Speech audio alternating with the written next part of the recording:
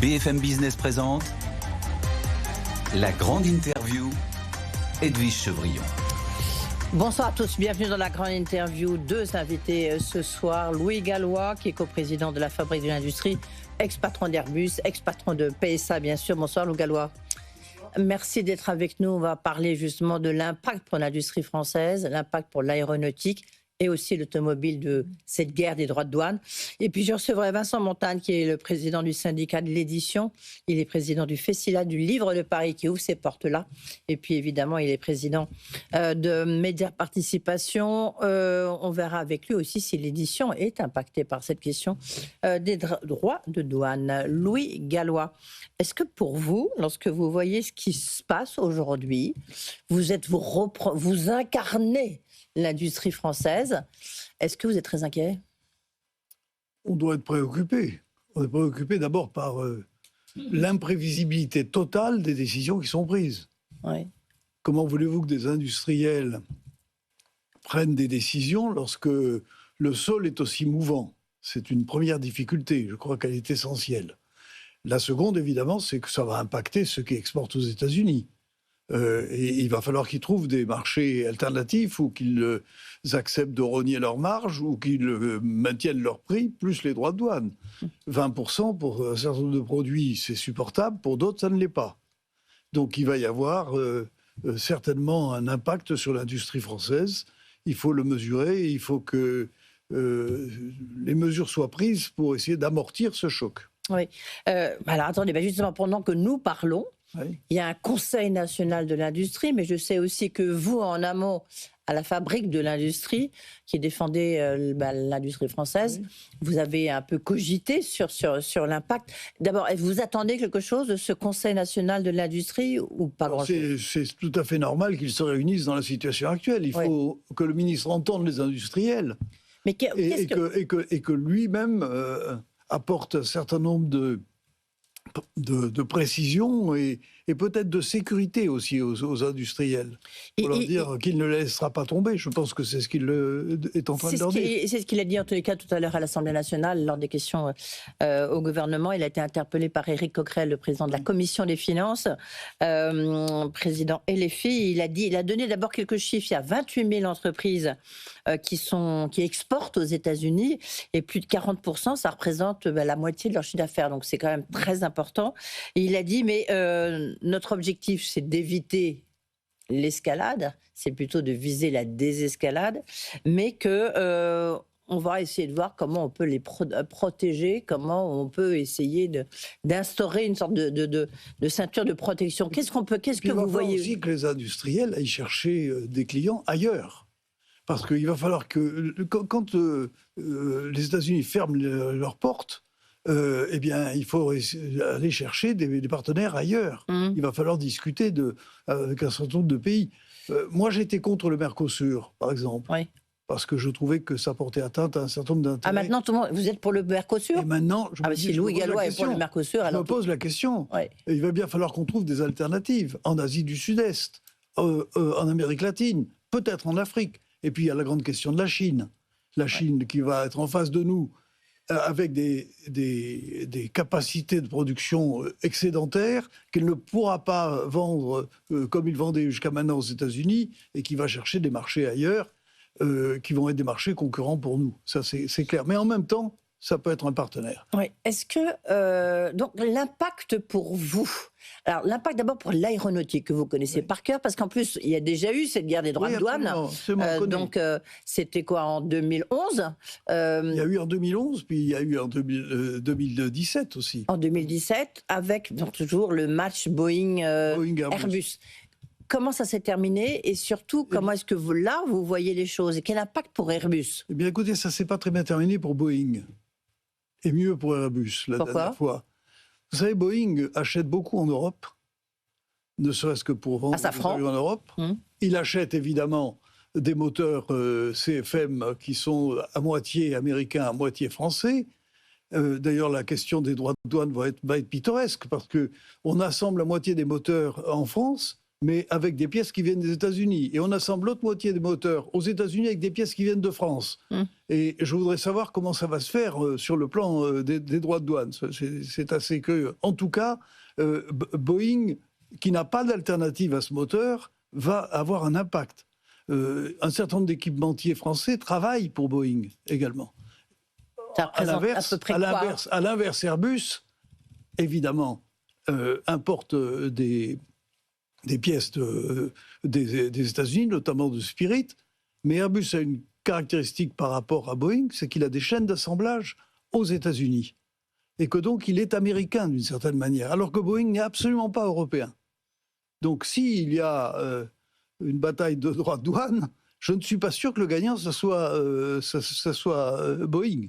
Ouais. Et, enfin, Boeing, vous savez, est bien protégé et le contrat qu'il vient de recevoir sur le plan militaire est un très bon soutien. Alors, il y a quelque chose qui est encore plus compliqué, peut-être alors, c'est l'industrie automobile. On va rappeler que vous étiez président du conseil de surveillance de PSA, avant que de Peugeot Citroën, avant que ça devienne Stellantis.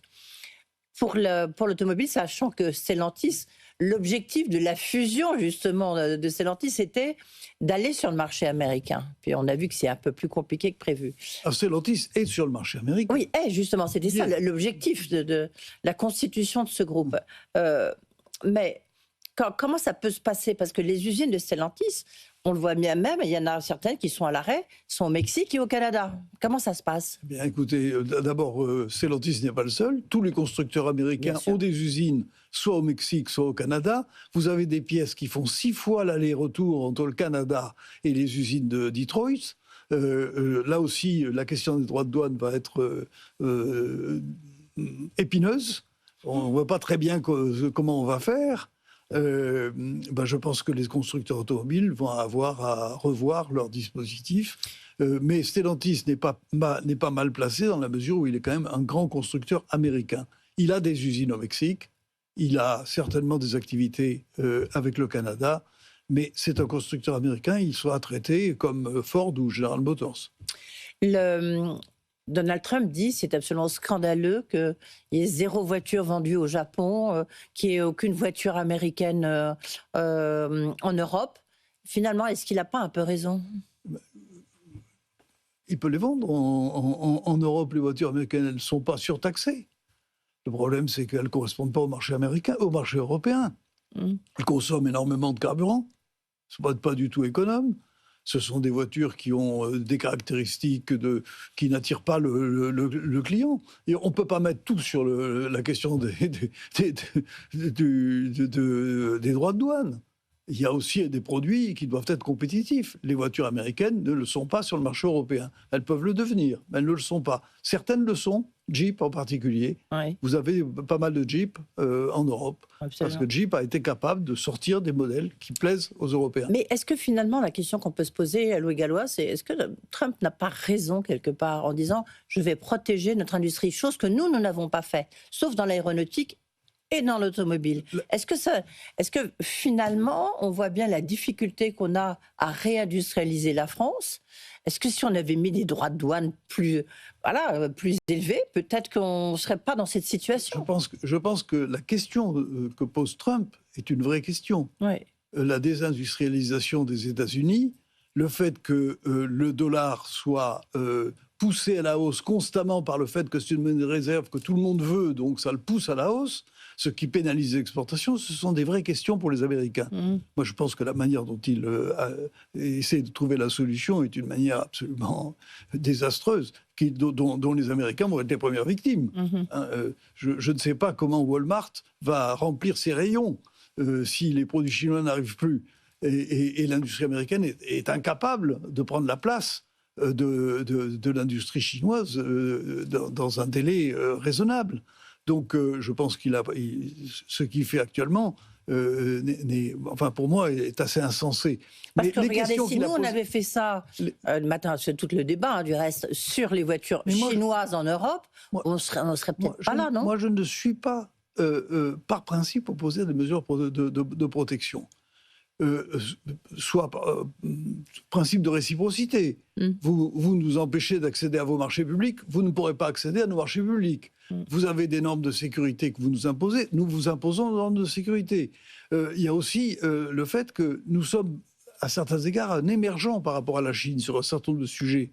Les batteries, les voitures électriques. Il faut adopter l'attitude d'un émergent, c'est-à-dire que peut-être les obliger à faire des joint ventures quand ils s'installent en Europe, pour qu'il y ait du transfert de savoir-faire, comme ils l'ont fait, et moi j'en étais témoin dans l'aéronautique, avec l'usine que nous avions à Tianjin. Nous pouvons trouver des moyens de bénéficier de l'avance qu'ils ont acquis dans un certain nombre de domaines. Et je pense que ça veut dire qu'il faut être assez souple, pragmatique. Il peut y avoir du protectionnisme. On peut mettre des barrières douanières. Moi, je pense que les mettre... Alors, qu'est-ce que vous metteriez? Voilà, si vous étiez ministre, qu'est-ce que vous metteriez?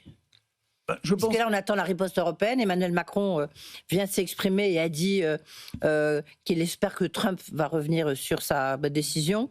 Bon, il faut une protection des secteurs économiques. Alors, c'est quoi? Je pense que vis-à-vis des États-Unis, nous n'avons pas un intérêt à élever les droits de douane. Je vous rappelle que la principale importation de l'Europe vis-à-vis des États-Unis, c'est le gaz. Bah oui, oui. Donc là, on n'a pas intérêt à renchérir le prix du gaz. Donc il faut être malin. Il y a, vous le savez, un dispositif appelé anti-coercition. Ah oui, l'instrument. Qui fait que lorsque les attaques sur les droits de douane sont excessives, on peut utiliser des moyens de riposte qui ne sont pas uniquement des droits de douane. Ouais. On peut se poser la question de l'accès au marché public des entreprises américaines. On peut se poser la question aussi de la fiscalité des entreprises américaines installées en Europe, et en particulier des GAFA. Donc il y a un certain nombre de sujets qu'on peut aborder. Mais je pense qu'il faut négocier. Et pour négocier, il faut être en position de force, c'est-à-dire qu'il faut afficher assez nettement qu'on est capable d'utiliser le système anti-coercition. L'appel au patriotisme économique d'Emmanuel Macron. Il a raison. Mais comment vous imaginez, Guillaume Faury, il ne va plus vendre d'avions aux États-Unis au nom du patriotisme économique? Il va vendre des avions. Au contraire. Le patriotisme économique, ça ne veut pas dire qu'on n'exporte pas. Ça veut dire qu'on ne se précipite pas pour investir aux États-Unis pour faire plaisir à M. Trump. Ceux qui ont investi, il y a notre actionnaire, c'est MACGM, il y a Saint-Gobain, il y en a beaucoup. Vous leur dites, il faut appuyer sur pause. Non, il ne s'agit pas d'appuyer sur pause. Il s'agit de prendre des décisions en ayant la conscience des intérêts de la France. Et je pense que les industriels, ils sont capables de discernement dans ce domaine, de savoir quel type de décision est conforme ou va dans le sens des intérêts de la France et quel type de décision n'y va pas. Moi, j'ai toujours pensé qu'on ne faisait pas assez appel au patriotisme des acteurs économiques. Regardez aux États-Unis comment ça se passe. Oui. Les États-Unis, vous n'avez pas une usine, vous n'avez pas le drapeau étoilé. Je regardais les agents à la bourse, ils ont tous le drapeau américain sur le côté. Ce patriotisme, américain, je le respecte. Et je pense que nous avons, nous aussi, à faire preuve d'un certain patriotisme. Ça ne veut pas dire qu'il ne faut rien faire. Ça veut dire qu'il faut juger si on va dans le sens des intérêts de la France, si on va complètement dans le sens contraire aux intérêts de la France. Ouais, donc c'est presque un appel au chef d'entreprise que vous nous faites là, à ceux qui nous écoutent. C'est le président de la République qui a fait l'appel, c'est pas moi. Merci beaucoup Louis Gallois d'avoir été avec nous, donc le co-président de la Fabrique de l'Industrie et puis l'ex-patron d'Airbus bien sûr et de PSA. Merci beaucoup.